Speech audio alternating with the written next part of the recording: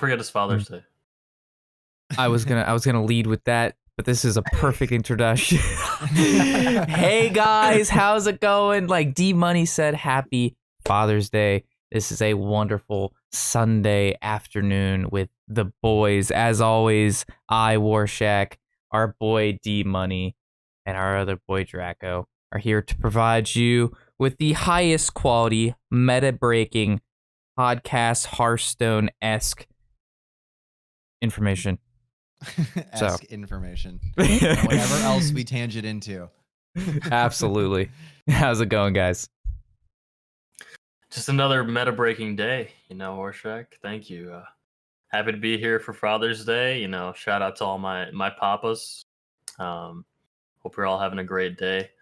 Hope everything's going well, guys. It's gonna be a good day. Yeah.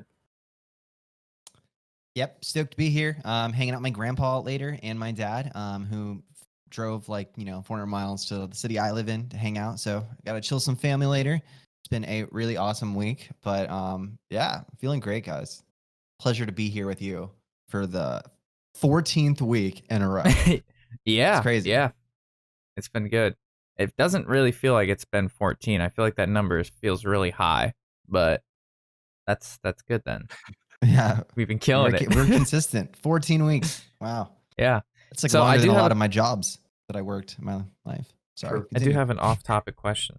So for Father's Day, it's always hard to find a gift. So did any of you come up with a gift this year that you given Papa that you thought was really cool? Because my gift this year, all right, so mine was a wireless leaf blower. That's what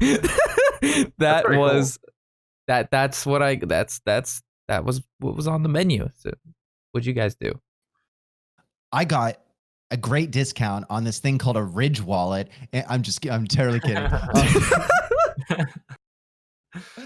I'm probably gonna get him a gift card for some place that he loves to eat or something like that. Right before I get him to slide it into the card, because I didn't get him a Ridge wallet. This isn't a hashtag ad. I'm just kidding. I just felt like if we did have an ad, that would be the best segue. No, ever, yeah. But Warshack just segmented in Oh my god, that would have been great. I got him a gift card to Raid Shadow Legends, his favorite podcast. Me and my dad raiding on Father's Day, an absolute family must-have.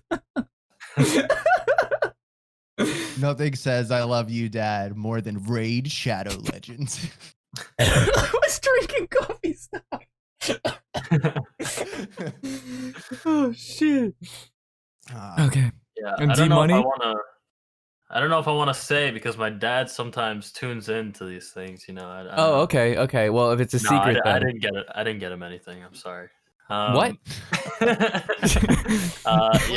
I saw him help you build your computer, man. You should be thankful. Dude, my car battery is literally just dead, so I can't even go anywhere. And if I buy something on Amazon, it's under my parents' account because they have Prime. So it's like I don't know how to secretly get you something. But I'm gonna make a card, handmade card, as always. Put a lot of love into it, and hopefully that's enough. Yeah. It's great to buy another Father's Day, I'm sure he'll still love you, Dan. Maybe, yeah. That's the hope. Oh man. So the meta. All right, yeah. How are we going here? Hunter, Demon Hunter, Druid, top 3. Oh, actually, no, Warrior. They're all above 50%. Warrior, Druid, Demon Hunter, Hunter. I feel like this is very similar to last week. I feel like last week we only had 3 above 50, and this week we have 4. There's a big. There's just a blatantly big change here that we haven't seen in 2 months, which is Hunter surpassing Demon Hunter by a decent amount too. But yeah, which is pretty crazy, and that's right after Twin Slice got changed. I'm not gonna say buffed. I'm not gonna say nerfed. I'm just gonna say changed. Burfed. Right. Yes. So that's just something. That's actually very interesting. I actually haven't seen a Hunter in Top Legend in a few days now. So This must be at the lowerish ranks, but I could see how it's very strong. Still, I mean, Hunter's been consistently good over these past few weeks, over a lot of these weeks here. But yeah, to see Demon Hunter drop, I mean, Draco as a Demon Hunter fanatic, I mean, what must be going through your mind right now? We're okay. Honestly, we're okay. We don't have to be on the top for a week. It's cool. All right, you'll be back next week. Yeah, yeah. It's okay. I'll be back once everyone realizes that the nerf is okay if you implement other cards. Or Not a something. nerf. I don't know. Not a nerf. Just a change. That's a change. We'll talk about it. We'll talk about it. Yeah, I think mean, it's good anything though. with That Hunter, yeah.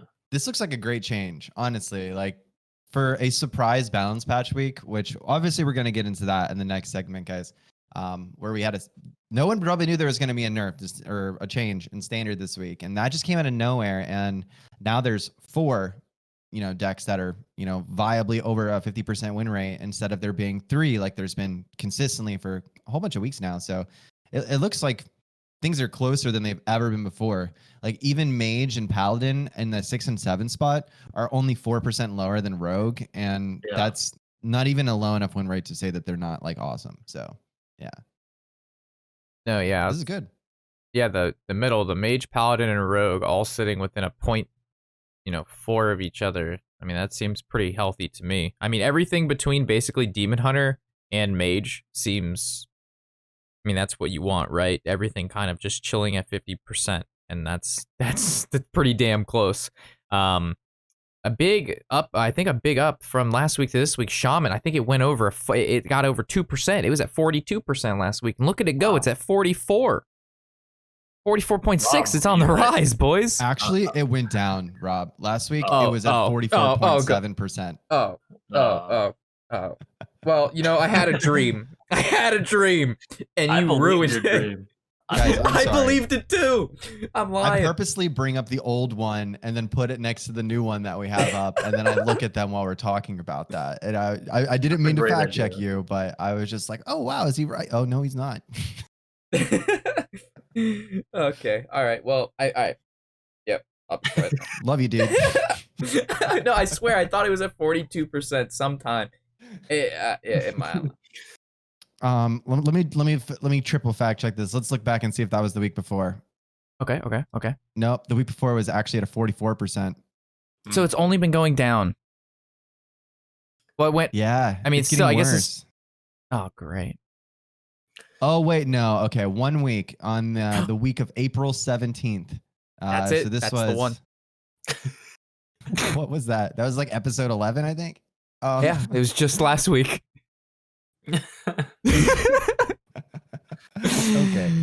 Okay. Yeah, I mean, so it's really nice that, I mean, it looks like these classes are pretty balanced. Looking at this here, besides Shaman, of course. But yeah, it's looking pretty good. But Warshack was saying before the podcast, he was saying how people on Reddit are still just like hating on the game and everything, hating on the meta, and it's just like I don't know. Are people just mad because they're losing and they don't know how to play, or what is there? Is there a deeper issue? I don't know. I'm just saying. I think you're right. They're just all noobs. Yeah, pretty much. You're just like misplaying every 2 seconds, and you're like, this meta sucks. That's the conclusion.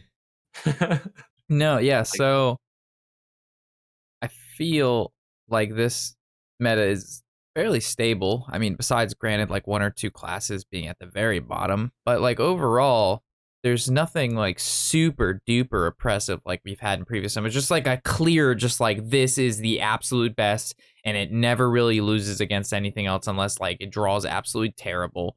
And yeah, I don't really know what the big issue is with the meta other than like, maybe some decks aren't fun to play against. Like obviously playing against Priest is pretty miserable, but playing as the Priest feels pretty good. So like, I don't know. Yeah, D-Money, I have no idea. Yeah. I think if we all really tried to analyze the variable that makes people like hate the meta any more or less than a normal time, it would be something that we would end up just completely fruitless. Like we wouldn't find any answer. It seems like it's just completely like inevitable, right? People hate the meta always, but even when it's good. So Yes. Yeah, people are saying like it's stale and everything, and like I've talked about this before. Like I feel like it wouldn't be as stale if uh the meta started off like this, like at the beginning of the new expansion. But the fact that they had to like change so many things to make it help it get to this point, I feel like that's I feel like that's why people are thinking like, oh, this I'm so bored of the same stuff over and over and over because we've had to deal with like so many issues. But that's how I feel about it. Because I do feel that too, but like at the same time, like this is this is healthy. This is pretty damn healthy, and like it hasn't been this way in quite a while, I think. So Yeah. There's a lot of scam in here. I love it. yes. So I have a question. So I read an interesting Reddit post this morning, and it basically said it talked about how that, as we know, they've made a lot of balance changes this past couple of months, like more so than ever before, right? And that never was their philosophy behind, making changes, because they said, the fastest changes prior to this was when they touched on Druid back in the Mean Streets of Gadgetzan days, where they nerfed Innervate and they nerfed Wild Growth and Nourish and things like that. And their philosophy was, we want more time to look at the cards, and then if something is really broken, we need at least 2 to 3 weeks to fix it. And Demon Hunter took them, 1 day before they announced nerfs? Like, literally, it was like a day or two. And prior to this, it was literally 2 or 3 weeks, and that's when Druid was a really big problem. I mean, Ultimate Infestation on turn 4. And their philosophy was like, well, just print cards in the future that deal with it. Like, we trust our mechanics, we trust our ability to make cards, and if something's really bad, it's going to be at least a month before we even try to look at it or try to come up, because we need more data. And, then when the next expansion comes, we'll add in stuff that helps beat it, but we're not going to just instantly hotfix it like they did with Demon Hunter multiple times. So do you think that's something that we like that now, or So do we you're not saying- like So how are fast you they saying just click it? Yeah, sorry. Are you saying that they're maybe patching too quickly? That Yeah. now it's like they're Yeah. Are they doing it too fast now that there wasn't enough time to get a good grasp on, like, hey, what is the true problem? Because in my eyes, like, they touched on a lot of cards, but like, I don't know. I feel like they could have waited at least a week to get more information, so they all did it at one time instead of just like small things at one time, and then eventually it's gonna lead to like the feather on the anvil or the feather on the scale, right? Where it's just too much, and then like it shuts down the whole class. So I don't know. I feel like you can look at it from both sides, right? Like, constant game changes are really good, but also constant game changes like doesn't give enough time to get the data and all of the facts that we would need to get a really nice, polished, this is what we believe is going to make an awesome meta. I like to actually think that I agree with Rob that a lot of quick changes don't really keep the metal and stable. It just kind of creates like an appearance of it being stable, because everything hasn't truly been figured out and optimized before they're reacting to something from the previous. Is that what you're saying? Kind of like, Yeah. like no one's actually figured out the best version of this stuff before they're hitting something else, so that everyone's still adapting to the previous change, and we haven't actually caught up to what the final form is going to surface as at that point, because they're already nerfing something. Is that what you're saying? Like nothing settled. Like there was nothing settled yet. We didn't know. Like we obviously could tell it was very good, but nobody knew what the optimized list would look like, right? Yeah. So as much as I love changes all the time, like for the Demon Hunter changes in particular, just how fast they came out and like how many of them there were, I don't know. I feel like we could have on just the Demon Hunter side calmed down a little bit there, or just like, I don't know. I was just comparing. Okay, I mean, day one was day one Demon Hunter was a little crazy. A little much. Yeah, that was way too much. 5 mana skull and imprisoned yeah. Anton. But I feel like if you play the game a ton, then like if you play every day for like 8 hours or whatever, if you play like a load of this game, like then and like stuff is imbalanced, then you're just not going to want to play anymore. I think that's why they have to come out with these changes, because so many people are playing so often, and like there's so many of these grandmasters that are complaining about like the game all day, every day, and how there has to be changes, or else they're gonna just stop playing. People hitting the uninstall button, as we've seen in recent weeks. I feel like they just need to do it for those kind of players. For the people that don't play as much, then sure, it's better to draw it out over a long time. But like people like me, like I get frustrated if there's no change in like a week and there's something blatantly broken. Even though like I want them to do it right, yes, and like sure, like if you need the extra time, sure, but like I want it as soon as possible because I play this game every single 2 seconds, and like it's very frustrating when something is just too good. Can we move to the next like twin slice graphic segment? Because I think we actually kind of drifted into that conversation as we were like talking about it. Okay.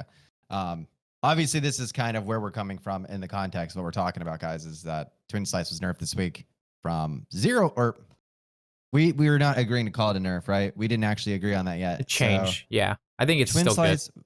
Twin slice was changed. And in regards to what Rob was saying a moment ago about making fast changes, I don't think this is actually a fast change. I think this specific change was one that they actually probably have been playing since the last balance change for a long period of time. Yeah. Because I think what this does, it is over, personally, I believe it's a nerf. I believe it's also a buff to some previously existing cards. But for the class in general, I would say it's a nerf. That being said, Warglaves, way better card. Like Blade Dance, way better card now. There's so many things that are, and the reach you have and burst is even more awesome now too. So there's it pushes the class in a different kind of, it changes everything kind of in the early game concept, but I think they did a good job with this change. I think it's going to subtly hit the class, and it's still going to be exceptional in one way. I don't know. I think it's a good change, actually. 2 mana, deal 4. It's a heroic strike and 2 halves. Yeah. I was originally kind of mad when I first saw it, though.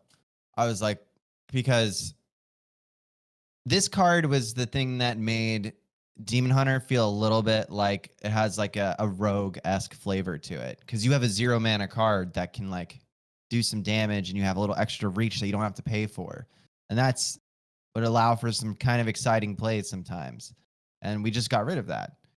But I think it still feels good. Yeah.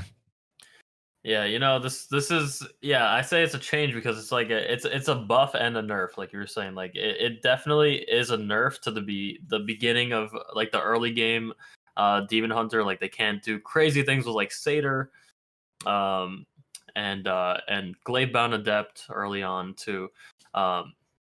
So it is a bit of a nerf to the early game, but it's super good for later on in the game, especially when you have like a Warglaive set up, or if you're trying to push for the last damage there. Like you're gonna have enough mana. Like usually Demon Hunter cards are pretty cheap, so you usually are floating mana anyway towards the end of the game. So this is actually just so good for later on. It helps Demon Hunter just throughout the game. Like you could even play it turn 1 too, or turn 2 to deal with some annoying thing like maybe Hanar or something. That's pretty interesting. Like turn 2, you could play 2 of them. So I think it's definitely, I'd say it's more of a buff than a nerf. It's close. Would you say that even looking at like the fact that the meta score had Demon Hunter falling behind Hunter now, like it fell in power? I think people just are still adjusting to it, but I think maybe next week we'll see it back on top, because I think people will make their decks a little different. I wouldn't bet against you on that. So that's kind of what I think will happen as well. And it's going to be Draco. It's going to be all Draco bringing that win rate. It's going to be my fault. To tag on what you were saying, though, is it doesn't make, and this is I think the one thing that people were forgetting when they were analyzing the way this change is going to make on Reddit and on Twitter and stuff, was yes, it does make it harder to use your Adept on 5. But it doesn't make it impossible. You still have weapons and things that you can equip. So what it does is it reduces the consistency of you being able to use these cards with their effect on earlier turns than they're actually intended to play in tandem with the hero power. Because you can still throw up an Umberwing, not hit, and then wait till and then on turn 4 you can coin and then swing of the Umberwing and Gladebound Adept on turn 4. Like you can still make that happen if that's what you want to happen. So it doesn't actually stop these things from happening. It stops them from happening as much, which is a huge difference, because everyone's like, oh, you can't use Satyr on 3 now. And you're like, no, you can. You just can't use him because you have a twin slice. You just have to play a weapon the turn before. We already do that too. You keep Umberwing in your mulligan, guys. You can still use a Satyr on 3. It's a great point. Yeah. Reduces the consistency of power. It doesn't stop those things from happening that everyone said it was, you know? And if you get it if you get Twin Slice off of Skull, then it's just buffed. It's just still the same thing. It's still 0 mana. Well, you still have to pay 1 mana for the tail end of it. So for it's the second one, yes. Yeah. You still technically get. It's like you played 2 on the first one, and then you get the extra one that costs 1 for later. So it's still very good, because you would have got +1 and then +1, but now you're getting +2 and then you have the +2. It's actually really crazy when you think about it like that, because one of them does the power of 2 for free. Yep. So now that actually buffs Skull a little bit too. So Yeah. It's bad for altruists though, because a lot of times there is a lot of moments where things were in a situation where you would think like, if I draw a Twin Slice off of this card that draws me cards, I actually can clear the whole board and win the game, or something like crazy like that. And then you're like, oh shit, I got the Twin Slice. I win, and that can't happen now, which was, so that sucks if you like that. It doesn't suck. It's good for the game probably, but bad for the mana. Class. Yeah. You got to pay mana for your cards now. Yeah, you got to pay unless you draw off Skull. Yeah. And which that's cool. Also, buddy of mine, I had told him about your odd Demon Hunter list in Wild, and he says this has been pretty nutty. I don't know how this has been doing for you in odd Demon Hunter in Wild, but now that this can go in there, I feel like it's like really good now, right? Oh yeah, I actually just posted a list on my Discord for the people that want to play odd Demon Hunter this morning of this guy named Corbat Games, who hit #2 legend by kind of using almost exactly what we were doing before, and then swapping out the blow torches just for the Twin Slices. And then, like, I know we were talking about this on your stream the other day. That was like kind of what we were talking about doing, and evidently, yeah, that's what the success was. So he hit legend #2 on EU and Wild from just making that suggestion of putting in the Twin Slices for the blow torches, and it's insane. Yes, it's definitely the best deck in Wild now. And then they didn't think about it at all, right? Like, why? Like, they buffed a deck that was already super degenerate, for Wild. Yeah. And then it comes off Spellkin now, right? The 5 mana 3/5 dragon get 2 1-drops. So now this can be a part of that, and then which means you get 2 more spells, which now means my combo just desserts Demon Hunter is more viable. Because you can combo because you gotta run Nomi with Demon Hunter, and then you do the hyper draw because now you have the Twin Slices that you get from the Spellkin, which you can then play the Auctioneer. It'll be fine. It'll work so well. I feel it. That's a Yu-Gi-Oh reference, right? Just desserts, yes. It's the trap card for each opponent's minion on the board they take. It's either 500 or 250. I think it's 500. 500. Also, okay, just making sure. Quick note. Yeah. Also, quick note. I appreciate the sub, Pocket Aces, and Old Man Dave. Thank you. Thanks, guys. Yeah. So Twin Slice being changed does affect certain cards like Blade Dance and Warglaves, and I think we have a picture of Warglaves here to talk about. I don't think Draco knew about this. We added this after you left. Yeah, I just wanted to speak about Warglaves a little bit. Again, Blizzard, if you're listening, tell us your story, D-Money. No, I mean, this card's insane with Twin Slice and Blade Dance now. We've been seeing a lot. We're gonna go over this deck as well. The new control, quote unquote control Demon Hunter with Magtheridon. that does have Warglaives in it, and I don't know which version you have, but I don't think you don't have the newest one actually. There's a newest version of this that has Horde Pillagers in it as well to bring back Warglaives. This was whatever. I think this is Eddie's list. Yeah. Yeah. Eddie had refined it and put 2 Horde Pillagers in there. And he took out have a link to the refined list so we can find that. He took out, if I would have remembered correctly, he took out Altruis and Kane, and for the 2 Horde Pillagers. I think so, yes.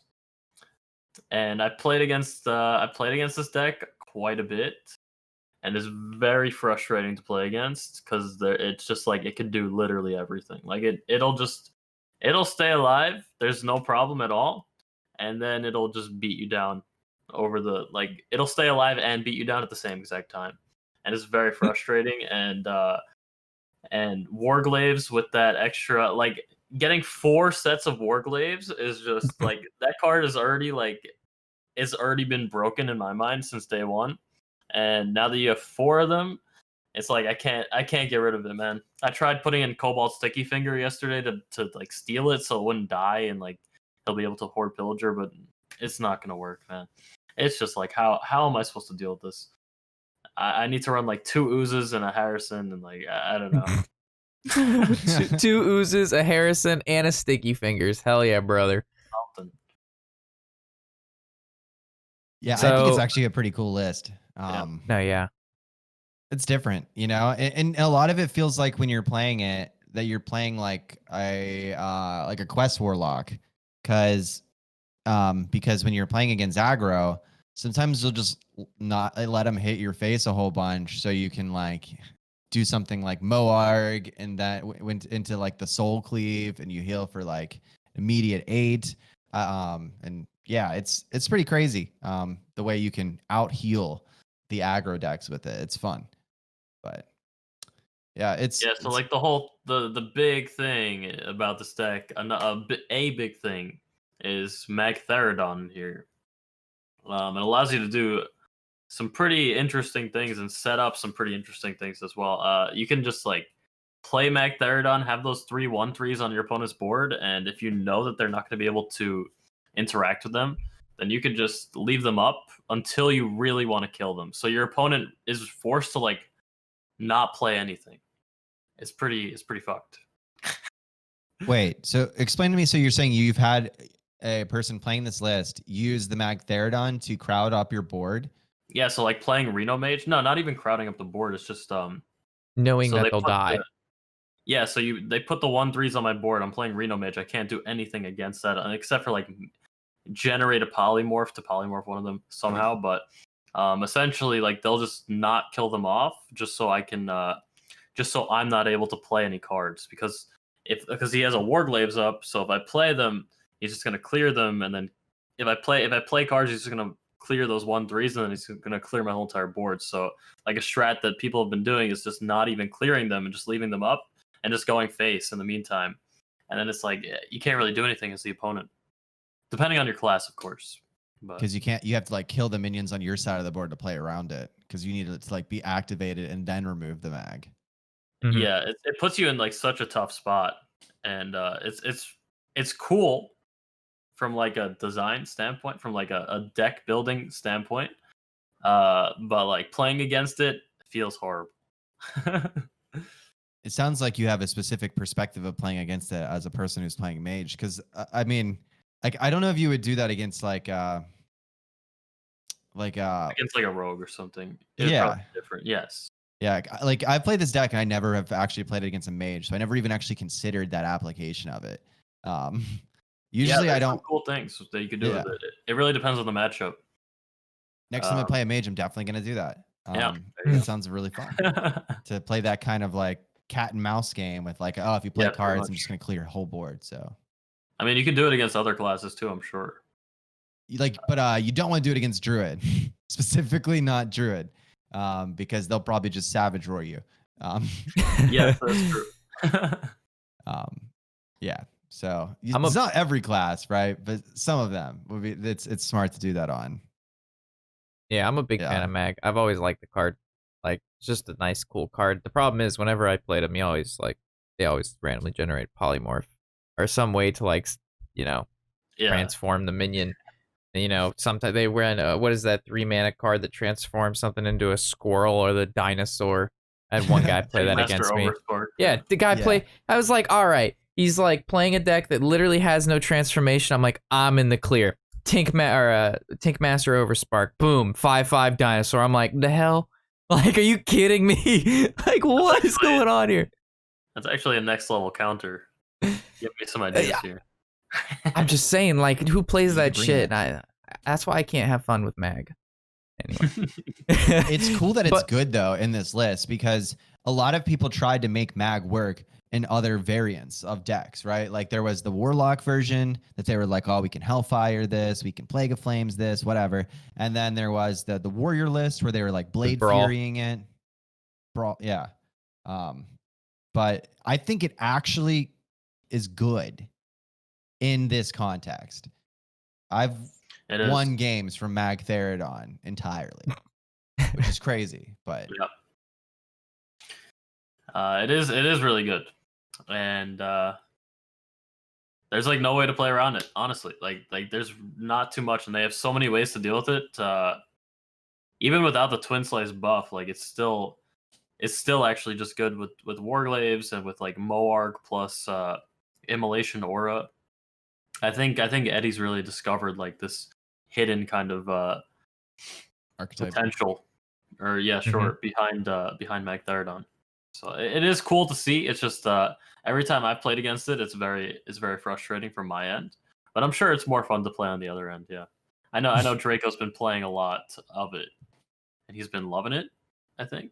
Yeah, I really like playing this deck. It isn't much like the other Demon Hunter deck at all.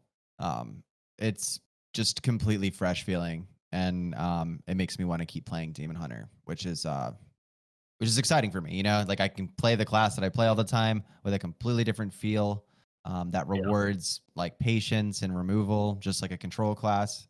But it still has the aggressive tools that I'm familiar with using and all of their breakpoints. So it feels good to me. I love it. Yeah. Yeah, I was gonna play this today, Rob. I was gonna play this. What you're doing? Yep, I was gonna play this when the podcast ends. Give this deck a good old college try. The one thing that I don't like about this deck, it's not that I don't even like it. It's just like, how are you gonna call this a control deck when the highest mana costing card is 6? That was my only thing. I'm like, it may play slower than other Demon Hunters, but to me, this just seems like a combo Demon Hunter. This is more of a combo deck. You're waiting, you're putting pieces together, you're patient. This isn't necessarily like a control deck to me. A control deck, in a sense, exhausts your opponents of resources until you end the game at 30 life, a full hand, cards on board. Your opponent has no cards on board, no cards in hand, no cards in deck at 0 life. To me, that is the definition of control. It'll feel like control when you have a whole bunch of removal in your hand and no cards to actually play. And you'll be like, oh, well, he didn't play anything, so I have to pass. And you'll be like, oh, it's control. Because sometimes you have like Soul Cleave and Immolation Aura, Chaos Nova, and a Mag in your hand. And you're like, okay, shit. Guess I do nothing. Feels like control that time, but it is weird. Weird. Cheap. Yeah, it's hard to give it like a name like that, like a classification. Like it's control. It has control-like tendencies, but it's like very tempo-oriented, right? Yeah, like, I don't know. I look at this and I do not think control with the top end being 6. I need to see 10 manas and 9 manas and 8 manas. We need a bunch of those suckers in here, and then we can talk about some control. If we wanted to be technically correct, we would probably say this is a mid-range deck that has a shit ton of removal. That's honestly there you go. It probably is. I can stand behind that. I am a firm believer in deck. I think it's more of a beatdown deck. A beatdown? Yeah, it's more of a maybe an elongated beatdown, but what are you spitting right now? Elongated beatdown? You're just making up shit. This elongated beatdown. All right, chat. Yeah, it is.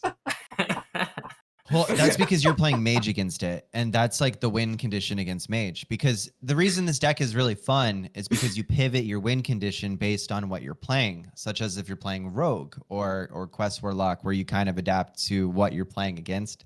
Where if you're playing against a mage who has an Alexstrasza and like a Reno and stuff, like what you have to do, you have to use those Volpera Scoundrels and the Zephyrs and the Skull to assemble as much burn as possible in your hand to throw it all at the mage at one time and put them on a 2-turn timer.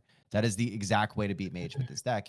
I mean, right? I'm sure you do the same kind of thing against other decks too. It's just like you're beating them down. You're still like burning them, but like it's just over more time. So I guess that Elongated. does make it like yes, pretty much. Yeah, I couldn't have said it better myself. Well, you don't do that against other aggro though, right? Like if you're playing against a hunter, That's you just true, out heal them. but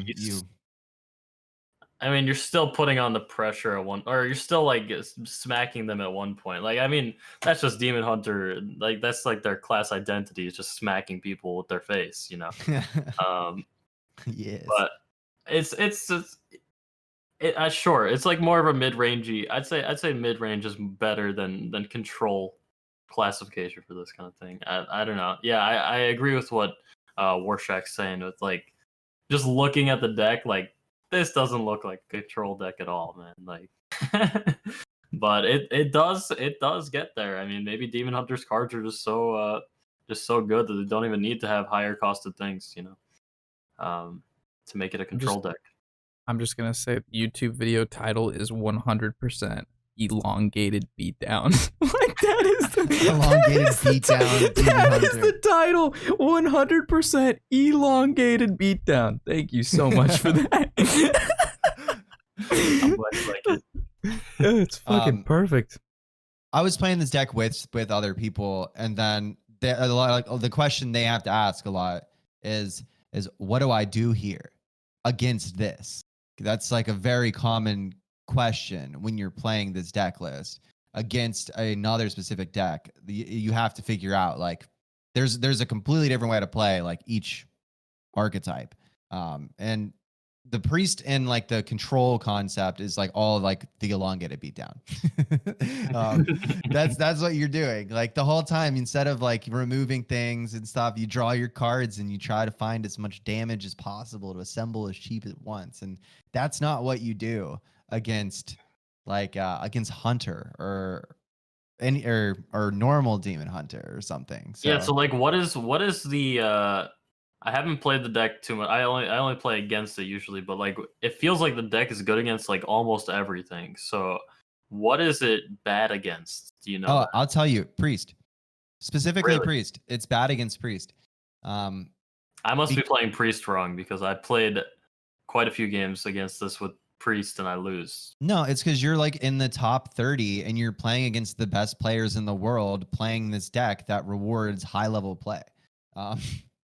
But it's bad against Priest, unless the pilot specifically understands how to pivot the gameplay to play against Priest, which is like finding multiple metamorphoses. The Volperas are really, really useful in that matchup. Like I've had people get like inner demons against me and stuff with it, and like they just slam me for 12 like multiple turns, and I'm healing up, and I can't get a taunt down as well. It's very overwhelming. So I've been seeing a lot of Res Priest. I don't know if you guys have been seeing that. Me too. But there's been a lot of people playing Mass Resurrection again. Not necessarily like the quest part, but I've been seeing a lot of Mass Res. And a lot of like, what's that guy's name? The 4-mana dude that summons a guy with Reborn. He's coming back too. Psycho Pump. Someone kicked my ass with that in the qualifier yesterday. I got like nay-nayed in the second round to some dude who brought Face Hunter and Res Priest. I was like, what? Wait. I'm not used to playing these. I've played Demon Hunter and Galakron Stealth Rogue, like Face Hunter and Res Priest. I've never practiced that. That's ridiculous, you know? And yeah, I lost to that because I wasn't able to remember that game. It was weird, but yeah. Res Priest sucks, dude. I haven't seen a Res Priest in a long time. Just like I talked about it yesterday. I hadn't actually it's completely unrelated, but I haven't seen a Paladin this whole entire month. Just saying. Actually don't think I've seen a shaman either. Like I haven't seen a shaman or a paladin or a res priest. Sure, this whole entire month. Just like looking back at my stats on HS on the deck tracker, like I literally just don't have stats against shaman or paladin, and I've played like 400 games or whatever, like something crazy. Like just Well, it's you're just also playing at top 100, right? But Top 100 or better. I wasn't top 100 the whole entire time though. So just like Okay. still I used to be like I was like 1600, 1700 and like still none of that representation. But yeah, I haven't played against Res Priest in a hot minute. I would love to hear how it's No, doing. you don't. What's going on with it? You don't. You don't want to play against it. I'll tell you that right now. Paladin actually feels pretty good against this. I have a hard time playing those Libram Paladins. I played like 3 games against those with this list right here. And it's really hard to deal with the multiple 8/8 Divine Shield taunts with these tools in here without using your face. You know what I mean? So if they spare out Altruist being gone in the deck, yeah. Yeah, if they spread out those 3 Libram of Hopes, or they get more than one, or they spread them out, it's really, really hard to deal with because your only answer is really like Mag Therodon. But since they have taunt, like the Warglaive activator suddenly doesn't become an option. So that's a way to punish this, I guess, as well, chat. So keep going. I'm taking notes here. Yeah, I mean, if you think about it, like I go with Libram Paladin, yeah. Yeah, so the other way to clear the board of Libram Paladin is the Moarg Chaos Nova concept, right? But you have to break the Divine Shields first, which is super hard to do because usually you don't have like minions on board with this list. So, yeah. You got to play around 8 damage removal when you're at like the Super Flame Strike with this thing because of the Moarg Chaos Strike combo, but the Chaos Nova combo. But yeah, it still doesn't work because the Divine Shield, so it's hyper annoying. Yeah, Moarg allows for some crazy clears from Demon Hunter. Actually, it's actually insane. I thought I would be fine with like I had a board with like 5 dragons on it the other day, like a Malagos and like some other stuff, and like it was no problem. Moarg into whatever, like they did like 12 AoE to my stuff without like they didn't even have to play Mag Therodon. It was just Moarg plus like Chaos Nova is like 8 damage right there, I think, to everything, and then they just do something else, and it's crazy how much reach that card gives you. Yeah, or, like, so ugly though. It's also really interesting to think about the concept of the Moarg and the Blade Dance application since it doubles the attack power of your weapon as in it deals damage to everyone. That's like a really weird thing you always have to think about when you're thinking about your plays in the turn. It's like, okay, if I'm Moarg and Blade Dance and I'm just using my Warglaives, if I hero power, it does 8 damage AoE to everything. You know, like things like that are pretty nuts. You know, when a deck like this or like Quest Warlock comes about, it really just like makes me think like, is there something else? Are there other decks that we're missing that have yet to be discovered that we can create? Like, are we missing some archetypes? And it's just something interesting to think about.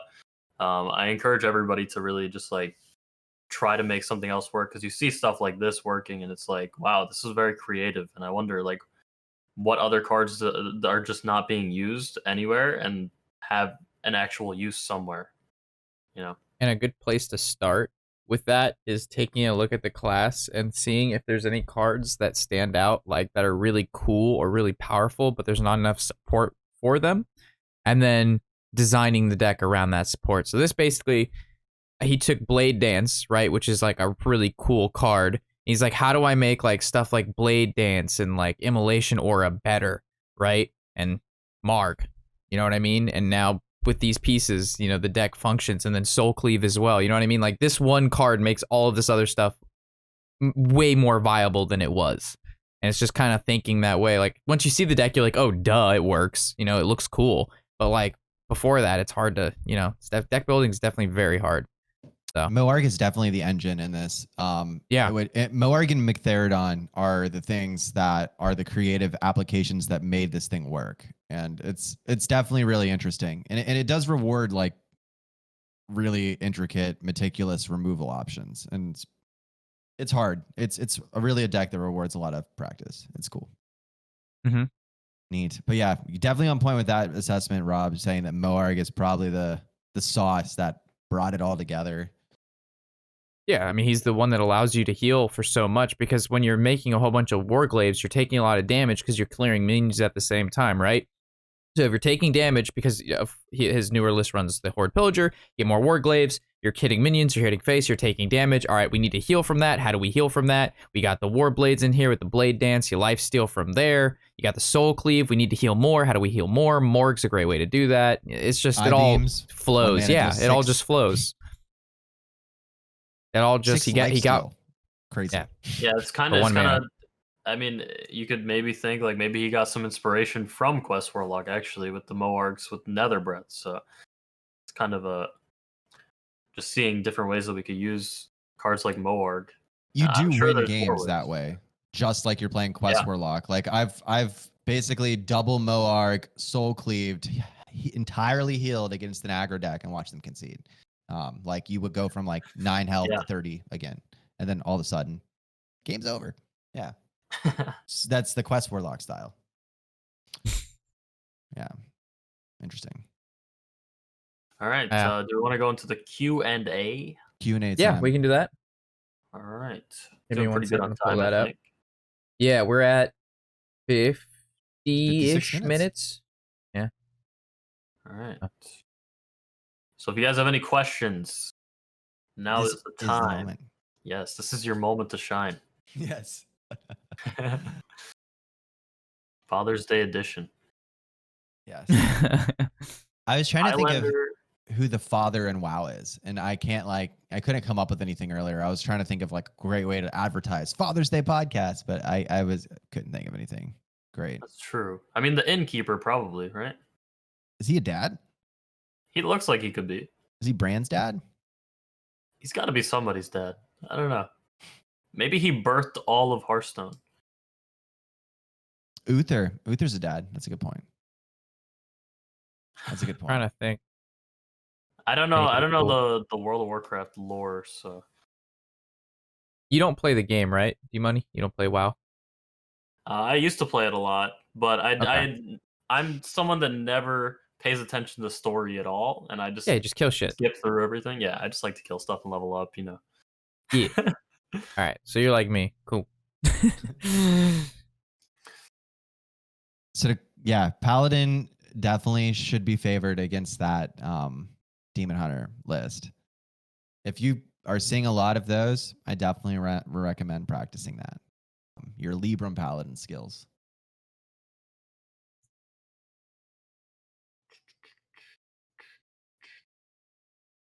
So if you could buff Paladin and make them viable, what would you do? And then also Deku has a good question. So looking at Paladin. Is a tough question. Yeah, so Paladin. So let's look at Paladin, right? So Paladin right now, there's the Murloc Paladin, which is its best form statistically on the charts, right? And that's because it's just an aggro beatdown deck. That's what Murlocs normally are. Not elongated. Normal beatdown. Not elongated. Yeah, 0 elongation. Just Murka. I mean, you have to think about like what Paladin really has, right? Yeah. So, and like what makes other classes so good and so consistent. There's no cheating. You know, it would make the Libram package better is if we had the old Death Knight that had a win condition for like staying alive the whole game and pressing your hero power until you get 4 of the same horsemen and just win. If that card was still in the game, Paladin would be a lot better. And you got a lifesteal weapon when you played it, like because then you could just top off with like the Death Knight Uther after you get through all your Librams and develop all your value back, and then you can win the game. Yeah, it needs like an anything can happen again. It needs some sort of end game win condition. Right now, its win condition is either ultimate value, which is the Librams, which is literally just too slow. It can be played around pretty easily with silence and shit. And then the other option's Murlocs, and that's just an aggro deck. There's no like control win condition super burst super value that Paladin literally just doesn't have that.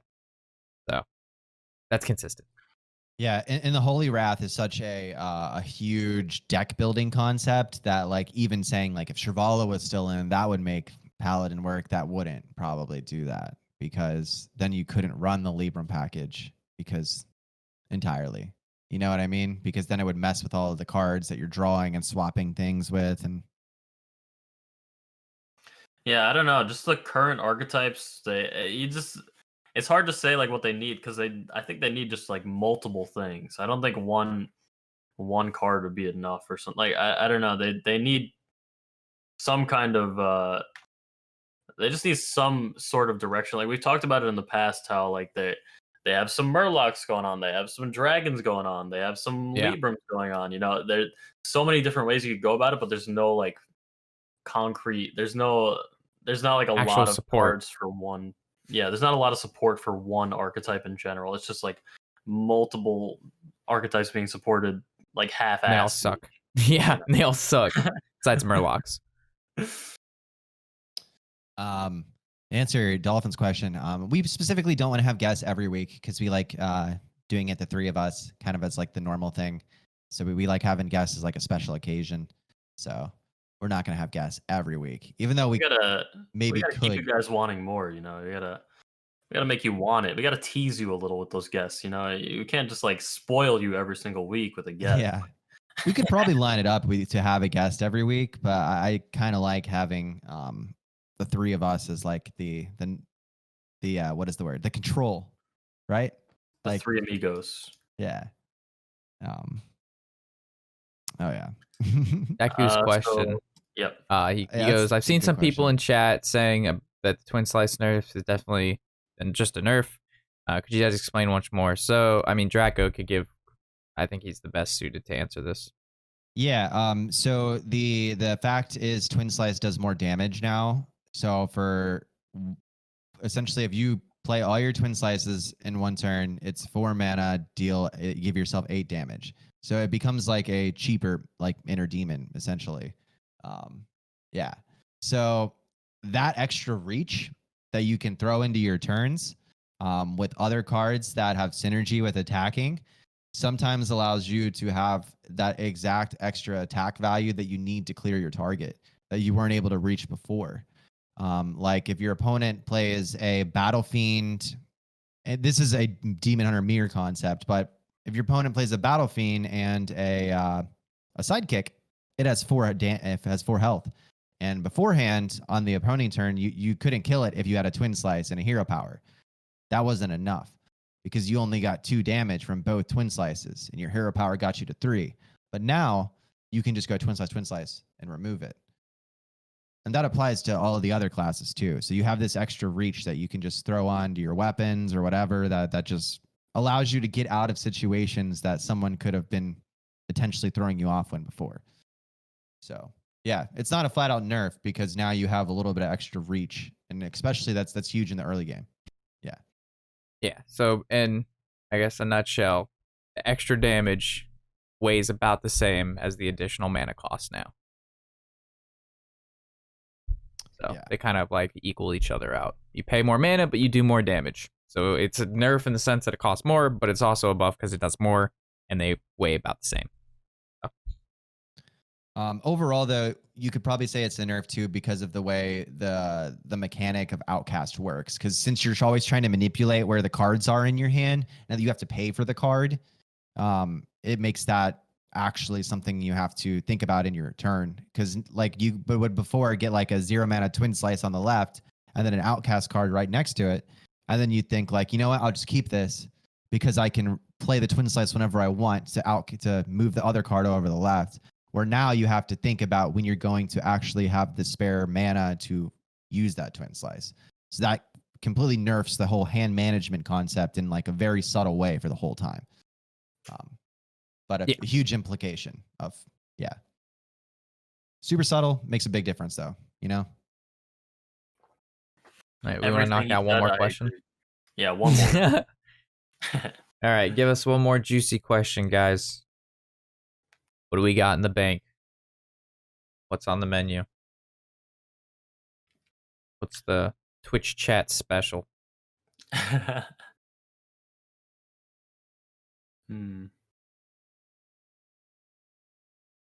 We're like panthers lying prey, waiting for a good question.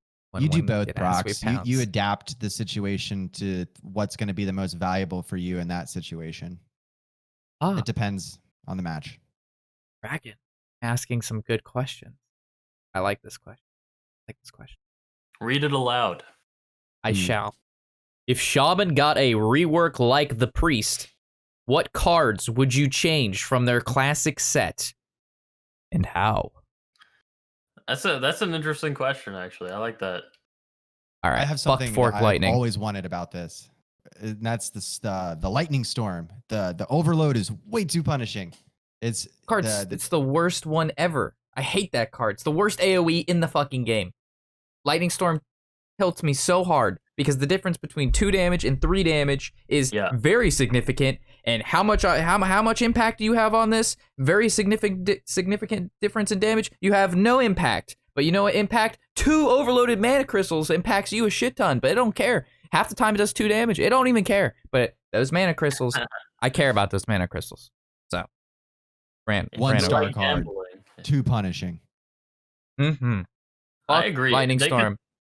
They could totally rework some cards from classes like Shaman and Paladin. That would be cool. But I mean, also there's people that don't want you don't want everything to just keep getting better and better, because then it's like the power creep kind of thing. Everything's really good, but then if everything's really good, is it balanced? I guess, like, short.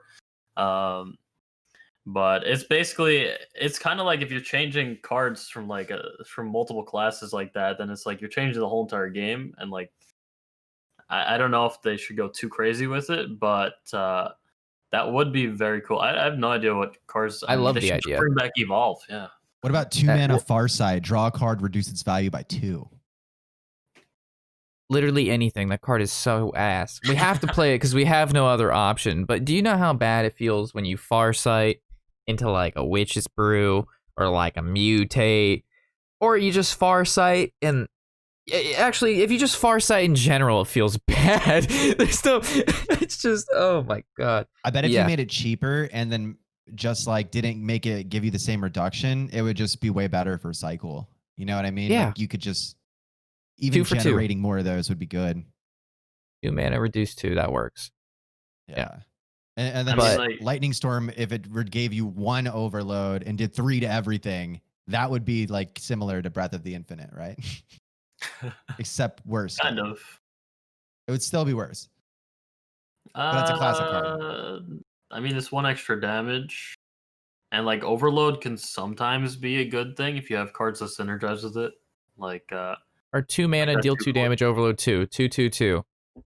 Like, just make it consist. Don't make there an RNG factor in your AOE. That's the only part I don't like. I'll pay a price. Just give me a price, but don't make the price all kinds of crazy variants. I mean, it's like that's they built a punish into the card. Like, if this whips, then I get screwed. You know? Like, but you have to gamble on it. Like, every time you AOE, you have to gamble. It's like, great. Mages, well, you get a flame strike. You do 4 damage no matter what. Blizzard, always doing 2 damage, always freezing. What if Blizzard just 50% of the time didn't freeze? Like, let's be honest, Mage is the most gamble of all the classes, though, because like you play a card that casts a random spell every turn. So maybe we should put Lightning Storm in Mage. I'm like literally addicted to gambling now because I play Mage so much. I have a problem.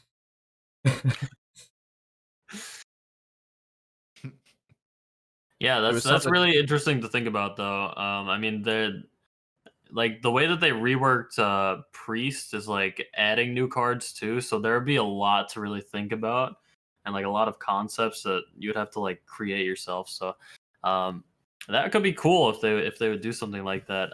I mean, we see it every week. The Shaman's at the bottom, so that could use something.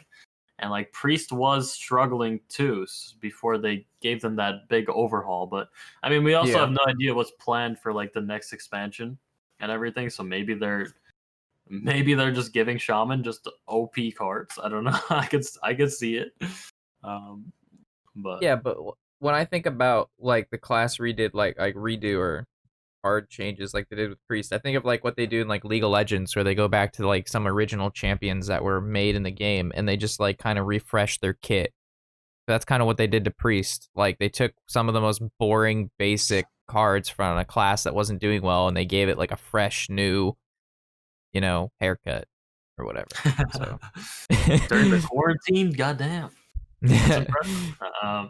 Yeah, that would be. I think that would be really cool to do it to classes more often, or I mean, Yeah. not too often, of course, but yeah. Every week, new class overhaul. Yes. Let's go, baby. Yeah.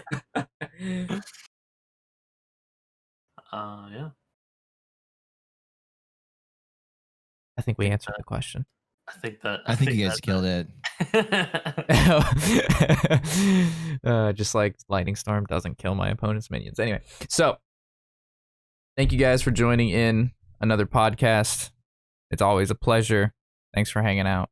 Thanks for a good conversation. I think we had another fantastic chat, talk, discussion. Thanks for tuning in, everyone. It was awesome to do podcast 14, and I can't wait to do podcast 15 next week. Yes, it was a great time as always. Hope everybody has a great Father's Day. Yeah, that's about it. That's all I got. Good cat. All right, peace out, guys. Have a good one. Have a good one, boys. Later, Gators. Peace.